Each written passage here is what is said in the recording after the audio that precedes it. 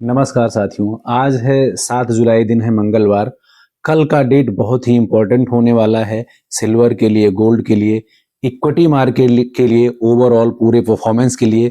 कल federal bank का जो मीटिंग हुआ था 16-17 तारीख को, उसका मिनट्स आ जाएगा। उसमें पता चल जाएगा कि फेडरल बैंक की पॉलिसी कैसे रहने वाली है, मॉनेटरी पॉलिसी कैसे रहने वाली है, रेट ऑफ इंटरेस्ट यहाँ पे बढ़ाया जाएगा या नहीं बढ़ाया जाएगा, या कट होगा, या बढ़ाया जाएगा तो कितना परसेंट बढ़ाया जाएगा। उसी के हिसाब से कल मार्केट रिएक्ट करेगा, सिल्वर रिएक्ट करेगा, गोल्ड रिएक्ट करेगा, और साथ के साथ यहाँ से कितनी तेजी आएगी ये पता चल जाएगा, और कितना आने वाले टाइम में गिरावट आएगा ये पता चल जाएगा। तो साथियों, आज इसके बारे में डिटेल में डिस्कस करेंगे। वीडियो को ज्यादा से ज्यादा लाइक करें, शेयर करें, सब्सक्राइब करें। साथियों, आपको पता होगा सिल्वर और गोल्ड में जो मोमेंटम आया था, तेजी बनी थी, वो 16 और 17 जुलाई को जब फेडरल बैंक का वहां पे स्पीच आया।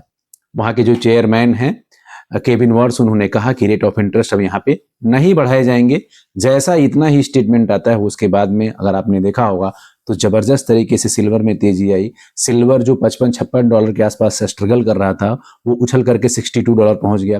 गोल्ड जो $3900 के आसपास लुढ़क रहा था, ऐसा लग रहा था कि 3800 जाएगा और उसके नीचे भी जाने की बात हो रही थी, वो उछाल मार करके $4200 के आसपास आ गया। तो वहां से जिस तरह से मार्केट पलटा, शानदार तेजी देखने को मिली। इवन इक्विटी की भी अगर बात करोगे तो इक्विटी भी उस टाइम पे 23,400, 23,800, 23,900 के आसपास ट्रेड कर रहा था। उसके बाद में वो भी अब 24,400 के लेवल को टच करता हुआ दिखाई दे रहा है। तो शानदार तरीके की वहां से वापसी हुई थी। अगर कल के वहां पर उनके मिनट्स में ये आ जाता है कि अगर यहाँ पर रेट ऑफ इंटरेस्ट नहीं बढ़ाया जाएगा, या फिर बढ़ाया जाएगा तो कितना बढ़ाया जाएगा, कब बढ़ाया जाएगा, या जिस तरह से महंगाई का आंकड़ा गिर रहा है, तो आने वाले टाइम में क्या ईयर एंड तक रेट कट भी हो सकता है।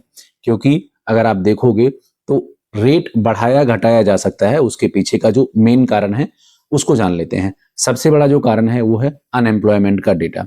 अमेरिका में अनएम्प्लॉयमेंट भर भर के बढ़ रहा है। पिछला अगर आप देखोगे जो नॉन फॉर्म पेरोल का डेटा आया था, उसमें वो 50% गिर करके आया है, यानी कि लोगों को नौकरी नहीं मिल रही है। तो अब यूएस की इकोनॉमी में मनी पंप करने की जरूरत है, जिससे मार्केट में लोगों को जॉब मिले और मार्केट में डिमांड जनरेट हो, जिससे खरीदारी बढ़े और इकोनॉमी काम करे। नंबर एक, जो कि डेटा खराब आया। नंबर दो, जो सबसे इंपॉर्टेंट है वो ये है कि जिस तरह से अमेरिका का बढ़ता हुआ कर्ज है 40 ट्रिलियन से ज्यादा, अगर रेट ऑफ इंटरेस्ट बढ़ेगा तो गवर्नमेंट के ऊपर और भी बर्डन बढ़ जाएगा। तीसरा जो बड़ा कारण है वो ये है कि लगातार महंगाई को अगर आप देखोगे तो कम होता हुआ, जिस हिसाब से क्रूड ऑयल के भाव लगातार गिर रहे हैं, तो महंगाई यहाँ पे और भी कम हो सकता है। और अगर ये आंकड़ा महंगाई का कम आया, क्योंकि क्रूड ऑयल अगर आप देखोगे तो लगभग 40 से 50% गिर गया है। जो वॉर के टाइम पे क्रूड ऑयल 120 से लेकर के $140 के आसपास ट्रेड हो रहा था, वो 60 से 70 के रेंज में आ गया है। तो एक बहुत बड़ा गिरावट है। तो इन सब चीजों को देख करके कल मिनट्स में क्या आता है इसके बारे में पता चल जाएगा। हालांकि क्रूड ऑयल के भाव आने वाले टाइम में और भी गिरने वाले हैं, क्योंकि जो ओपेक प्लस कंट्रीज हैं उन्होंने डिसाइड किया है कि वो 188 लाख, हाँ जी, 188 lakh barrel litre per day वो प्रोडक्शन बढ़ाएंगे। अगर ऐसा होता है तो इसे इंडिया को भी बहुत ज्यादा एडवांटेज मिलेगा, क्योंकि इंडिया में क्रूड ऑयल और भी सस्ता हो जाएगा, इंडिया का फॉरेक्स रिजर्व बचेगा, इंडिया को डॉलर पेमेंट कम करना पड़ेगा, जिससे इंडिया की इकोनॉमी ग्रोथ करेगी और ग्रोथ रेट जीडीपी का भी बढ़ जाएगा और ओवरऑल मार्केट का परफॉर्मेंस भी अच्छा बढ़ जाएगा। मार्केट परफॉर्म करेगा तो मार्केट में जॉब अपॉर्चुनिटी क्रिएट होगा, कॉर्पोरेट्स का मार्जिन बढ़ेगा, तो ओवरऑल सिचुएशन अच्छा हो जाएगा। तो एक गुड न्यूज है। अगला जो साथियों है यहाँ पे सबसे इंपॉर्टेंट चीज वो है गोल्ड को लेकर के। गवर्नमेंट ऑफ इंडिया गोल्ड को फिर से मोनेटाइज करने का प्लान कर रहा है। 2015-16 में इसको मोनेटाइज किया गया था, लेकिन वहां पे सक्सेसफुल नहीं रहा। 38-40 टन के आसपास गोल्ड ही वहां पर निकल करके आया। लेकिन इस बार गवर्नमेंट बैंक के साथ साथ जो बड़े ज्वेलर्स हैं उनको भी इसमें शामिल करेगा, और जो लोग अपने गोल्ड को वहां पर ले आकर के रखेंगे उनको 2.5 से 3% के आसपास रेट ऑफ इंटरेस्ट दिया जाएगा।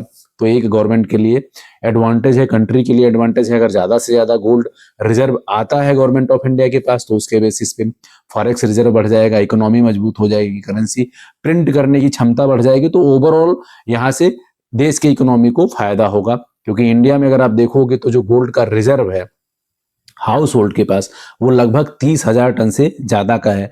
अगर उसमें से 1000 टन भी, 500 टन भी आ जाता है तो ये देश के लिए बहुत बड़ा बूस्टअप होगा। लेकिन ये वही गोल्ड आएगा जिनके पास प्रॉपर बिल्स हो, जीएसटी पेड हुआ हो, एथोराइज तरीके से उसको खरीदा गया हो, ऐसे ही गोल्ड वहां पर आएंगे।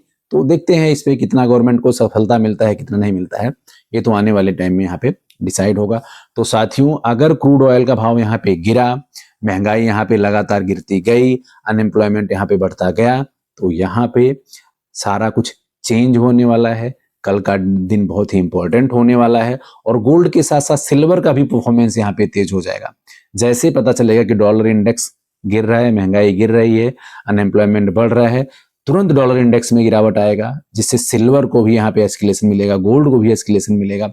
और यूएस का बाजार, जो बॉन्ड का बाजार है, जिसके कारण यहाँ पे प्रेशर देखने को मिला था, उसमें भी कहीं ना कहीं गिरावट आएगी। तो ये शानदार न्यूज है कल के लिए।